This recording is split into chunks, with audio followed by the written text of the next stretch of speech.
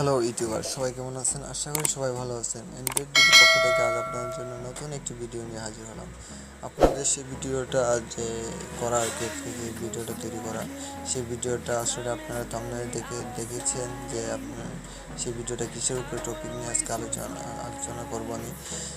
সেই বিষয়টা হচ্ছে, আপনারা যে অ্যাপসগুলো ইনস্টল করেন, প্লে স্টোর থেকে অ্যাপসগুলো ইনস্টল করেন, সাধারণত এই অ্যাপসগুলো আপনার ইনস্টলার মেমোরিতে ইনস্টল হয়ে যায়, কিন্তু আপনার সে অ্যাপসগুলো কিন্তু আপনার এসডি কার্ডে সেভ হয় না বা মেমোরিতে সেভ হয় না। সেই অ্যাপসগুলো আপনারা কীভাবে আপনাদের মেমোরিতে সেভ করতে পারবেন ডাইরেক্টলি, সেটা আজকে আপনাদেরকে দেখাবো।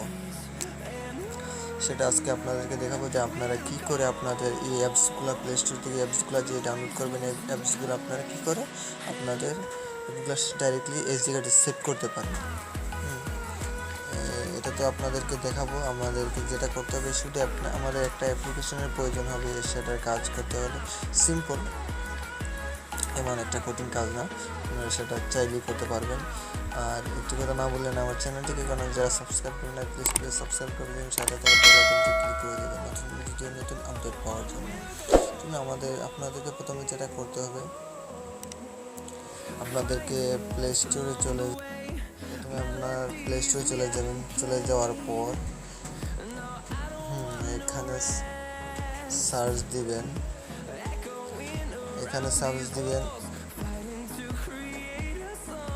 App backup.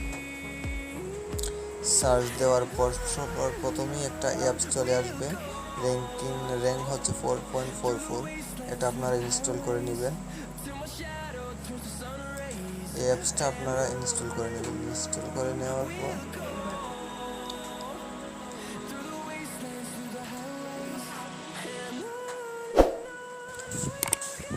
আপনারা এবার এটা ইনস্টল করে নেবেন। আমার যেহেতু ইনস্টল করা আছে, আমি শুধু ওপেন করছি, আমি ওপেন করতেছি। একটু ওয়েট করুন, লোডিং হবে। এরকম আপনাদেরকে দেখাবে। এরকম আপনারা কী করবেন, আপনারা গতে এলাও করে দেবেন। তাদের পারমিশন চাবে, আপনারা পারমিশন দিয়ে দেবেন। দেখেন এরকম ইন্টারফেস দেখাবে, কিন্তু আপনাদেরকে এরকম ইন্টারফেস দেখাবে। আপনারা যে অ্যাপসগুলো ইনস্টল করছেন, প্লে স্টোর থেকে অ্যাপ্লিকেশন ইনস্টল করছেন, সেই অ্যাপসগুলো আপনাদের এসডি কার্ডে পারবেন। সেই অ্যাপসগুলো আপনারা চাইলে এখান থেকে ডাউনলোড করে নিতে পারেন। আমার এই অ্যাপসটা আমি নিয়ে দেখাইতেছি আপনারা কীভাবে নিলেন। নিজে চাইলে আপনারা এভাবে একটা টিকমার্ক দিবেন। দেখেন ব্যাকআপ, এটাতে ক্লিক করবেন। ক্লিক করার পর আপনাদের এটা সেভ হয়ে গেছে। আমার এসডি কার্ড সেভ হয়ে গেছে। আমি এখন আপনাদেরকে দেখিয়ে দিচ্ছি যে আমার এটা সেভ হলো কিনা। দেখেন আমি আমার ফোনে চলে যাচ্ছি। ফোন মেমোরি তাহলে এগুলো কিন্তু ফোন মেমোরিতে সেট হয়ে যাবে।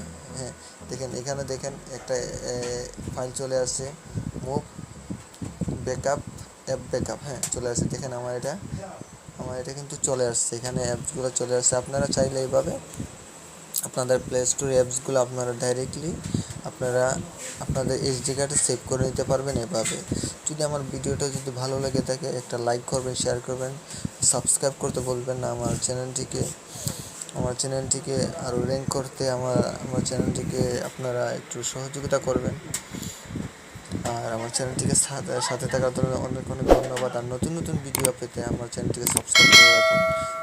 সবাইকে অসংখ্য ধন্যবাদ। ভালো থাকেন সবাই।